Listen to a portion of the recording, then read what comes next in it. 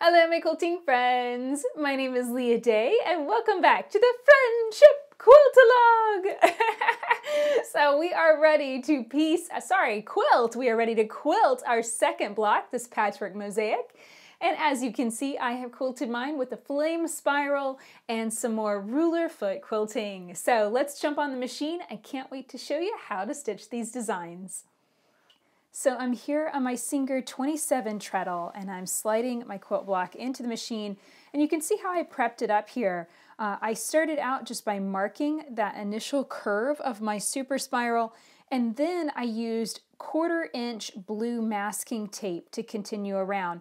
And this is just kind of eyeballing it. I didn't use a ruler or anything. I just kind of laid it down and smoothed it out as I went. When it looked like I had a strange wobble, I'd lift it up and reposition it. Sometimes that would lead to more weirdness, further down the line. So, you kind of have to just play it by ear.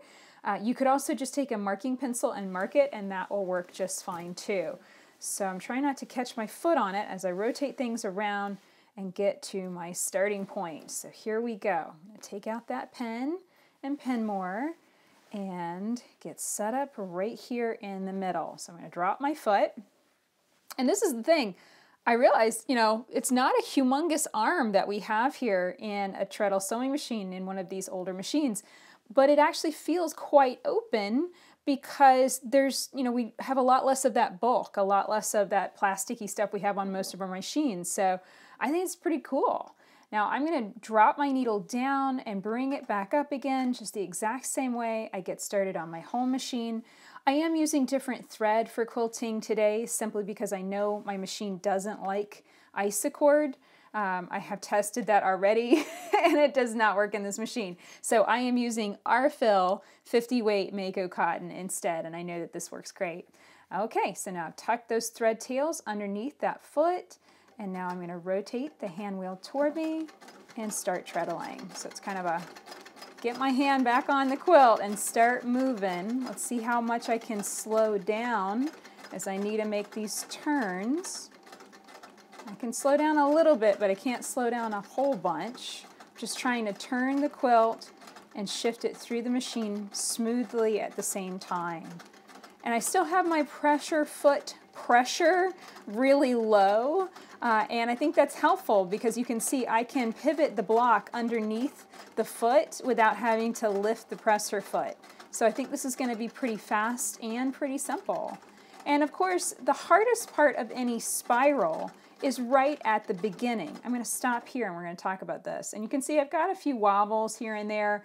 What I could do is maybe put this, change feet, do free motion quilting, go round and around in that area. Let me zoom in so you can see really well. I could go around and around in that area just to kind of hide those little bits of mistakes. I just have a little bit of a wobble there. But honestly, I don't think that's that bad. It's one of those things where you could make it more interesting in a million different ways. I could do another line of quilting running through the middle of this, and that would definitely go in and hide a little bit of that mistake. But it's really just as much quilting as you want to add. So here we go. Let's get started again. I'm going to rotate that hand wheel and begin treadling. And I'm just trying to run my needle right up against that piece of tape. And I've got to also watch out for my pens and pin mores that are still in the quilt too. So there's a lot of things going on here. But this is feeling really fun and really different.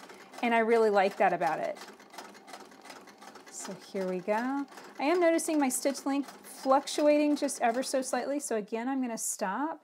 And I'm going to increase the pressure of my presser foot ever so slightly. And I'm also going to just smooth things out and make sure that I'm on the right track. I was thinking about burying these thread tails and I decided against that. Yeah, I'm just getting a little bit of a stitch fluctuation here, but it's really not that bad. So here we go. Let's get going again.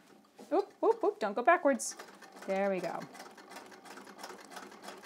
So a big part of getting started when you take the first stitch is making sure that the hand wheel rolls into the right direction and that you begin going forward rather than backwards. When you go backwards, I'll break thread. So that's something I've been learning the hard way. Okay, so this is looking good, and my stitches seem to be staying a little bit more consistent. I just realized I'm not wearing my usual quilting gloves because they're over on the other machine. This is kind of the downside of having multiple machines set up. Even when they're like 3 feet apart from one another, it still kind of feels like there's one setup over there and one setup over here, and I have to remember to move all my tools and stuff from one to the other. Maybe I need to get like a little caddy or something that will keep everything organized. Okay, I'm going to peel off the tape just so I can see my stitches real nice. That's looking pretty good. I mean, is it absolutely perfect? No, not by a long shot, but hey, it's quilting on a treadle. I think that's pretty cool. So I'm going to take out my pen moors so they're out of my way.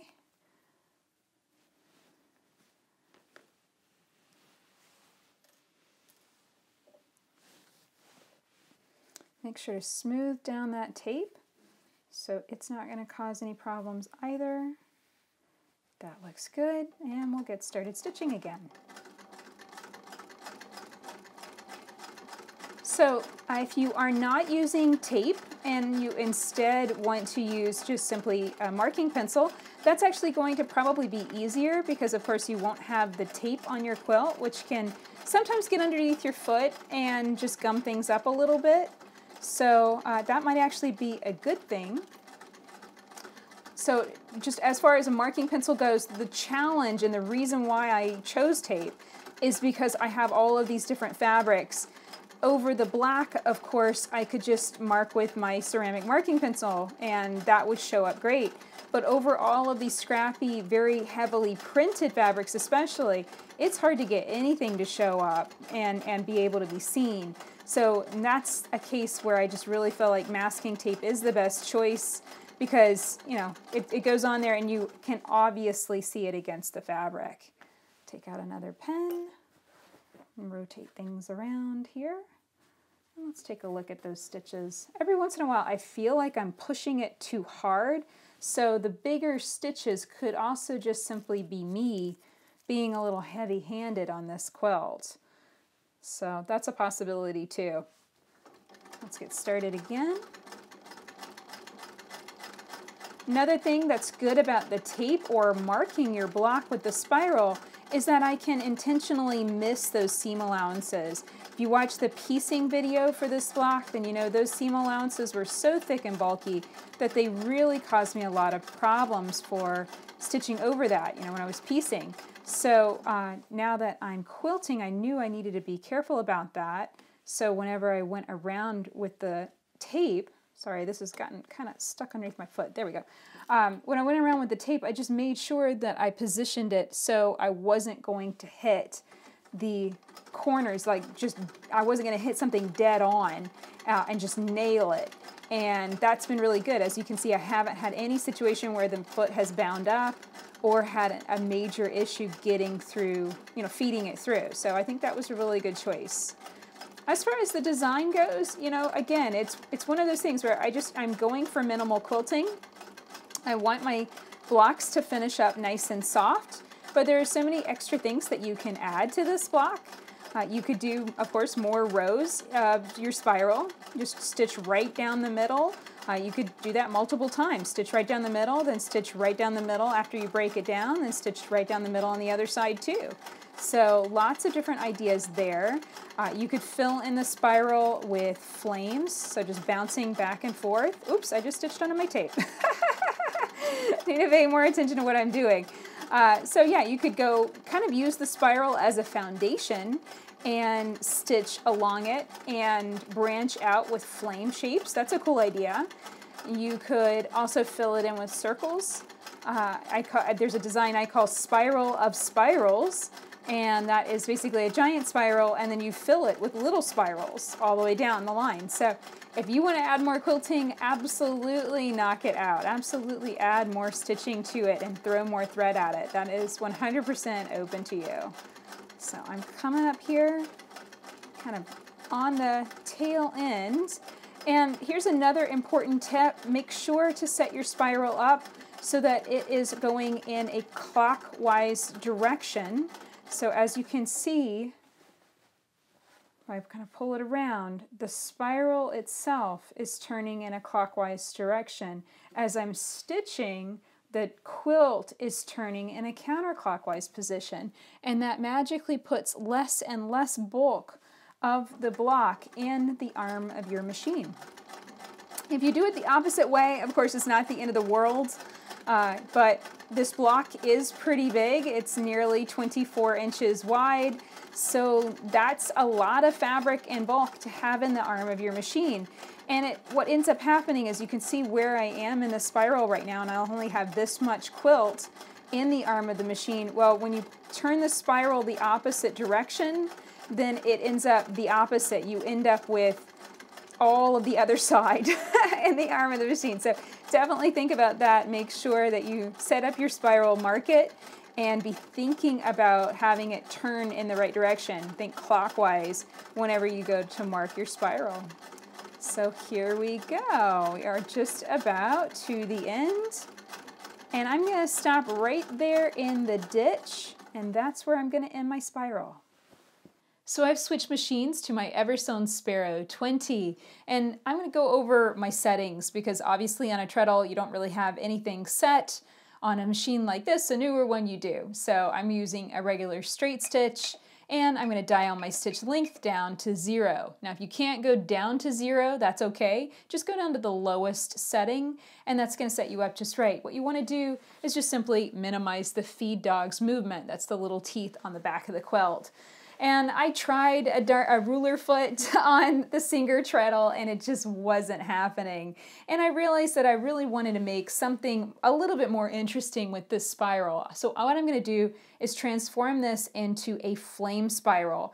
Basically, I'm going to use the spiral as a foundation. I'm going to wiggle up and wiggle back all the way down the line. And I can do this with my ruler foot because ruler foot quilting is a type of free motion quilting. It's basically a type of darning foot.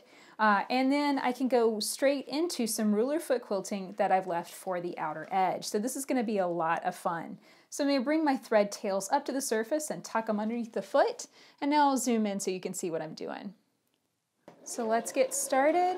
What I'm going to do is just basically stitch a wiggly line, come back up.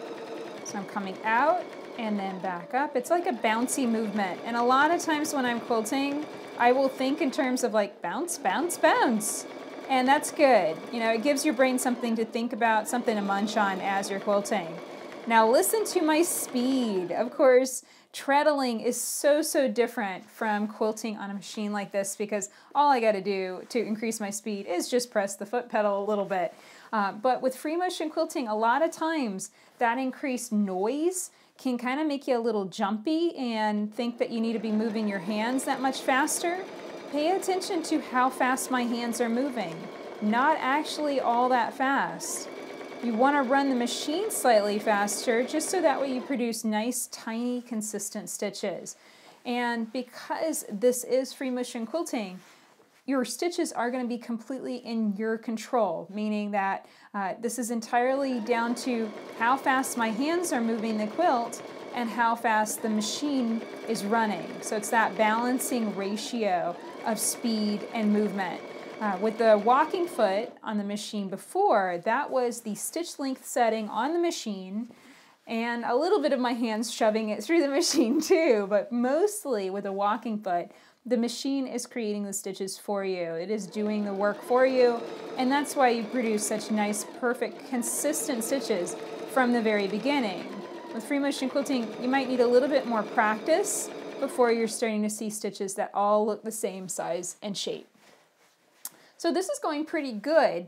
It's just a little bit, you know, the quilt is pretty big and it's a little bulky, and so I'm constantly shifting it and squishing on it, making sure it fits nicely into the machine. And so it's nice to just stop and start whenever I need to. A long time ago, I gave myself permission to just take my time and not feel rushed. So that's what I do. Anytime that I feel like I need to stop, I stop. And I always stop with the needle in the down position like this. Now with this machine, you can just tap the foot once and it'll leave it in the up position. and then you tap it again and it goes in the down position. So if you have a machine like that, I've had lots of machines though in the past that didn't have a needle up or a needle down, and I just got really used to cranking the hand wheel on the side, so that way, you know, the needle would always end in the down position. And the reason for that is if it was up, then I would be shifting and moving the quilt away from where I am. It would create a very long stitch or a very loose stitch, or I would have to basically break thread and pick that out again, and I don't want to have to do that. I think this is the comfortable. It's always kind of a tricky thing to figure out what feels comfortable and will give you the best visibility when stitching something like this. And I am leaving a nice big gap between my flames and the other line of the spiral. So I have this, basically this about an 1.5 inch wide opening, and I'm leaving a good 3/4 inch open. I'm leaving it open for myself. I might stitch another line parallel, so to double my spiral line, that might be fun.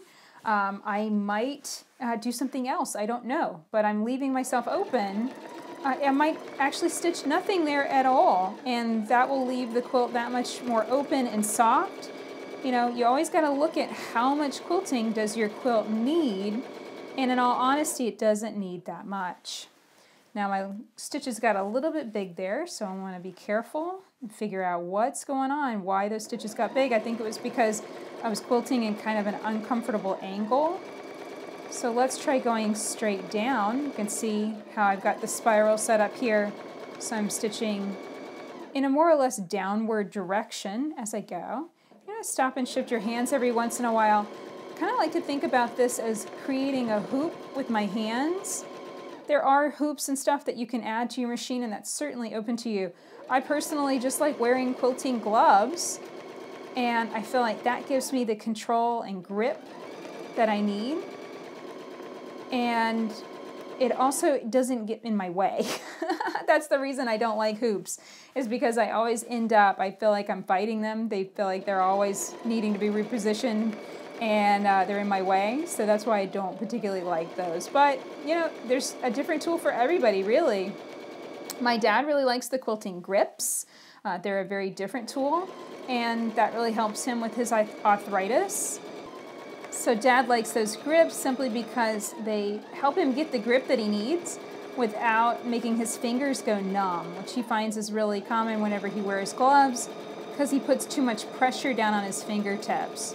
So, like I said, there is a different tool and device for everyone. Just kind of experiment and see what exactly you need. Now, you might be feeling like it's a shame to be quilting over all of these scrappy patchwork fabrics. And, you know, there's just so many different styles of quilting. You know, I don't think that there's a single right or wrong way to quilt any particular block. You just really got to be open to the creativity. And if you don't like this flame spiral design, then play around and see what you will like better.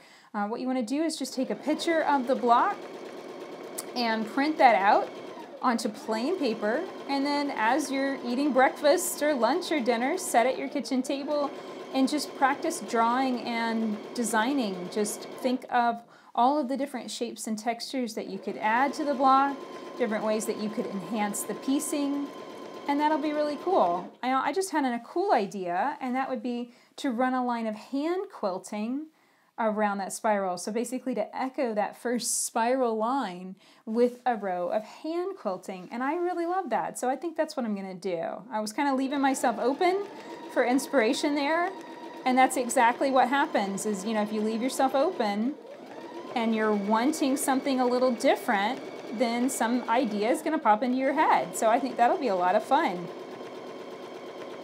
Okay, so from here, I'm just going to continue doing the exact same thing, stitching these little wiggly flame shapes coming off of that edge of the spiral, and then about halfway into that space within the spiral itself, and then bouncing back. So I'm just going to continue this pattern.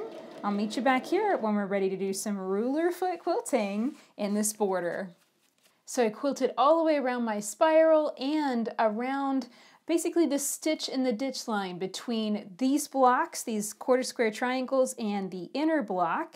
And I just continued those flame shapes all the way around.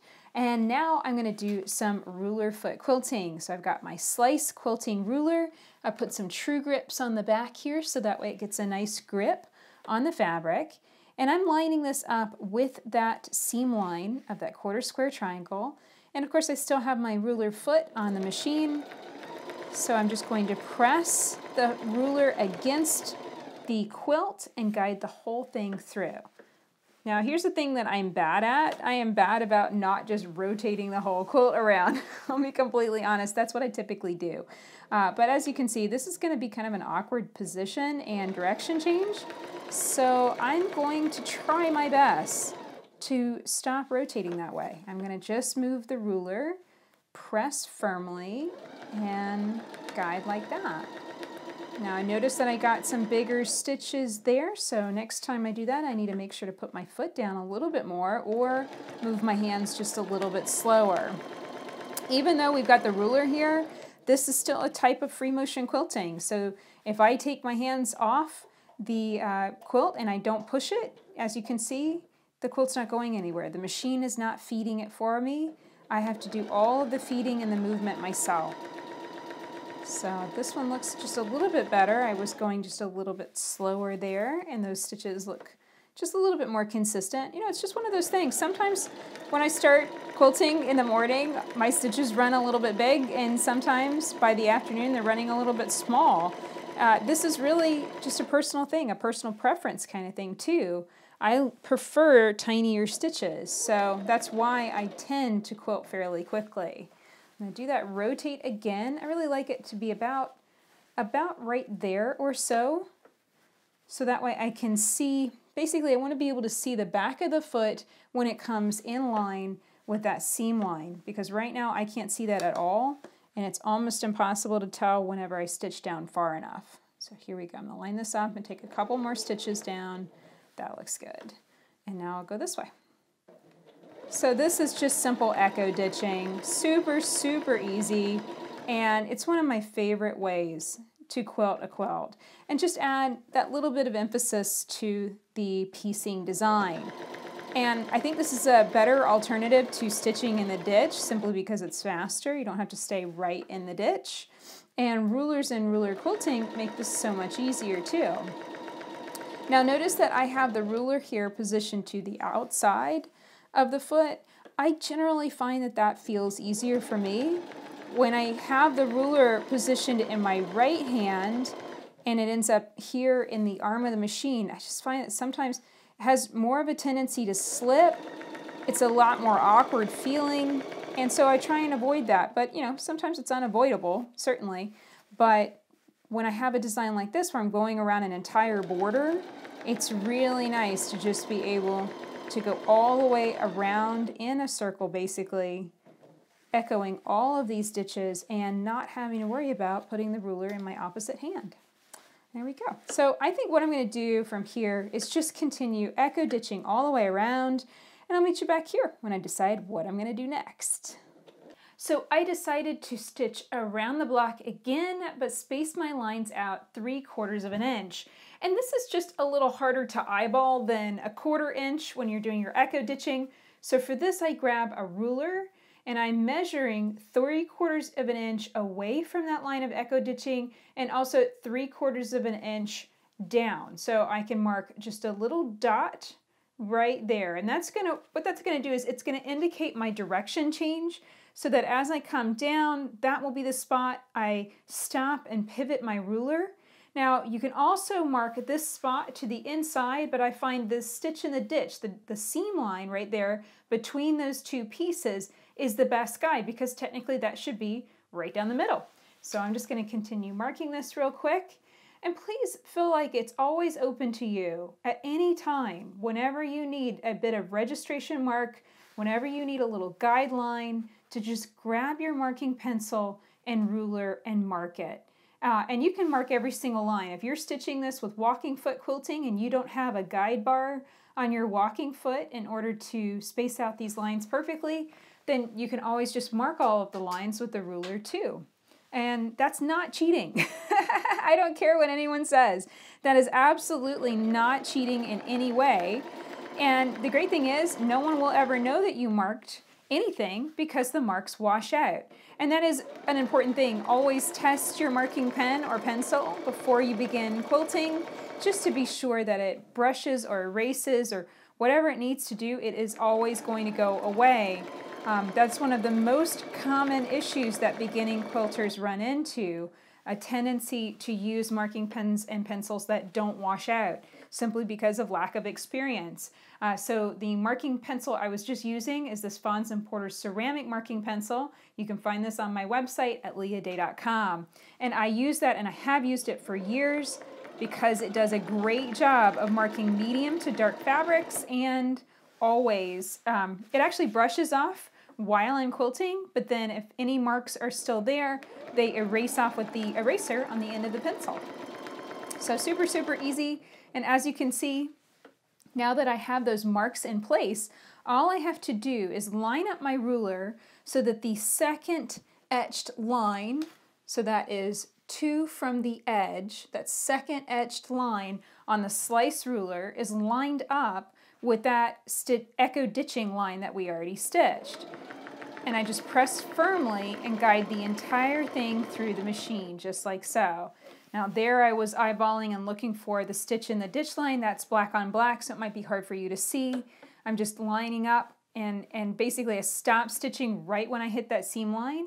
And then here I reposition, shift it around, and then aim for that dot that I marked. Now again, you can stitch this without shifting things around. And just want to show you what that looks like here. I'm going to position the ruler to the back, and I cannot tell you just how weird and uncomfortable that feels. And I just overshot my line. So yeah, I mean, you know, on paper, sure, you're supposed to be able to quilt in all different directions, but I'm just very practical, and I feel like you should go with what feels the most comfortable for you. And if that means rotating the block with every single line that you stitch, that means rotating the quilt a lot more, and that's okay. Again, there is no rule that says that you have to stick your quilt on the machine and just let her rip and you know, quilt it in the same position the entire time. Personally, I think that makes it a lot more challenging. That makes it a struggle. And I don't like that. I don't like anything about that idea. I'm continually shifting my quilt and wiggling it around, even though I'm quilting in free motion, or even though I'm quilting with a ruler foot and ruler. And I want you to know that that's absolutely open to you. So don't ever hesitate. If it feels like you're trying to pat your tummy and rub your head, or rub your tummy and pat your head at the same time, then that's a sign that you need to shift things around and rotate it. And as you can see, it does not take that much time. You know, it takes me a few seconds to rotate the quilt. Here we go. Rotate the quilt, shift the ruler into position, press firmly down, guide the whole thing through the machine. It takes seconds, but the difference is making stitches that look great, you know, that are, I'm very comfortable with my hands, I'm very comfortable with the feel as I make those stitches. The alternative is really having to focus and think about it as I stitch in an uncomfortable direction. Okay, so I'm going to tie off and bury this thread tail here really quickly. This is a good lesson. If you're ever tugging on your top thread and it won't come up, you are not seeing a little loop pulled up by your bobbin thread, flip the quilt over and work from the back. What might have happened is I probably just stitched 2 or 3 times in the same spot, and that was enough to create a little hesitation knot on the back of the quilt. And I just need to pick at it really gently. I don't want to split it, but I just need to pick at this really gently, and then that top thread's going to come to the back. But you want to get both thread tails on the same side of the quilt before you tie off and bury them. So there we go. Now I'm going to tie them on a knot. And I have a much more detailed video on how to do this step by step. Check it out at leahday.com/secure threads. That's where you can find it. Super, super easy to do. And you can also find the cheater needle and the little pen place that I use to keep it nice and organized. The last thing you want to have to do is go searching for a specialty pen in your drawer or in a lost, you know, pin cushion in the middle of everything.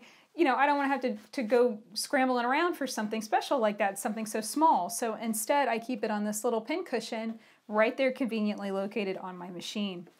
Okay, so the last step, I just feel like this is a little bit open. You know, it's actually not technically open for my batting. My batting is Quilter's Dream Midnight, and it allows quilting up to 10 inches. So technically I could have just echo ditched around that and left it open. I could have echo ditched in a square over here and called it done. So understand that your batting is really what determines how much quilting you actually need. But I want to do one more line around, and I've measured and I found that the 22-inch mark that will be our block size is coming in about at 1/2 inch from these seam lines where we attached the border to the block. So what I'm going to do is run a line of echo ditching, and that echo ditching is going to run a 1/2 inch from that seam line. So that'll be the first thing. And then when I get to these corners, I'm going to angle in and do another line that is 3/4 inch spaced out. So what I'll do here is take out that pen, and I'm going to just simply mark some points where I know I'm going to be coming in. Actually, I'm just going to mark a line because that'll be the most convenient. I'm just going to mark a line there, and then whenever I get over here, I'll mark a line at the 1/2 inch point because I know I'm going to stitch always in a clockwise direction going this way, and I'm going to come in at the 3/4 inch mark, and then I'm going to get back to my 1/2 inch spacing. So I'm going to do that all the way around. So 3/4 inch spacing off that corner line, and then a 1/2 inch spacing off the seam line. And if this at all feels confusing to you, please understand you can make up whatever you want to do. You can space your lines 1/2 inch apart, 3/4 inch apart, 1/4 inch apart, although that is going to make your quilt feel stiff, so watch out for that. But if you want to make up your own thing, go on ahead and do it. This is just what sounds good in my head, and I think it'll be pretty. And that's the goal. We want to add a little texture, we want to make it pretty, we want to be able to enjoy our quilt and have those layers nice and secured together. So here we go. I got one more line. I've eyeballed that. That looks good. Okay, so now I'm going to get started. Again, grab my slice ruler, and I want to stitch a 1/2 inch away from that border seam line. So I want to line up the line on my ruler that is 1 from the edge. So here's the edge of the ruler, and then there's etched lines on the back. I'm going for the one that is only 1 from the edge. And I'm going to line that up with the seam line. Now here's an important tip that I don't think I mentioned. Always make sure whenever you are dropping your needle into the down position that you make sure that your ruler foot is in the down position. Never start quilting with a ruler foot up because the foot has a very high base, and what it can do is it can crash against your needle bar. There's my needle bar right there.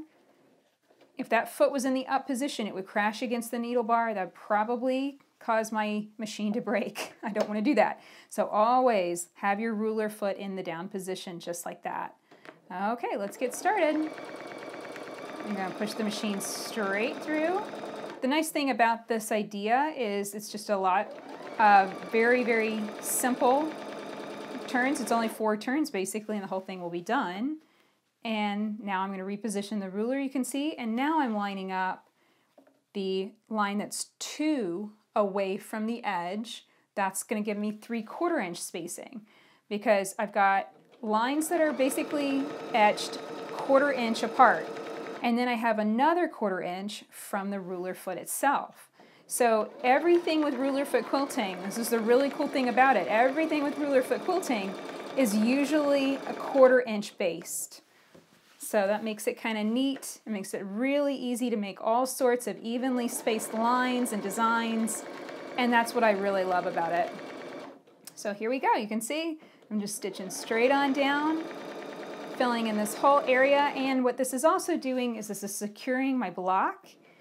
And as you'll find in the block 1 quilt pattern, this is something that you might want to start doing. You might want to start after you finish all of your quilting to mark your 22-inch square over your whole block and go on ahead and stitch your victory lap. It's entirely up to you whether you want to do that now or you want to do that later.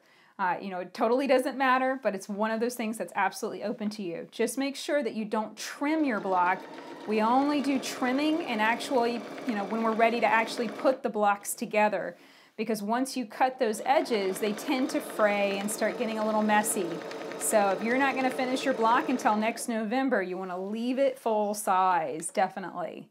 So there we go. As you can see, I'm just going to spin my way all the way around the block again, lining up my ruler, the right line that I want, lined up with either the seam line or the marked line, or a previously quilted line. And I'm going to keep on quilting all the way around. And here's what it looked like whenever I finished quilting this patchwork mosaic block on my home machine.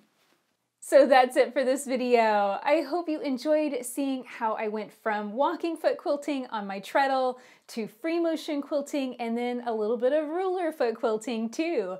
This was a lot of fun and I'm really happy with my design. Here's what my patchwork mosaic looks like on the back. You can see that beautiful flame spiral really stands out. So I hope that you'll give this quilting design a try on your home sewing machine. Next week, I'll be back with another design idea. I'm going to quilt it on my long arm though, but you'll be able to take either design and quilt them on either machine. So definitely join in the fun and learn more about the Friendship Quilt Along and how we are piecing and quilting a block every single month. And we're quilting it 2 times, once on a home machine and once on a long arm. So come and learn more. Find this block pattern at leahday.com/friendship. Until next time, let's go quilt.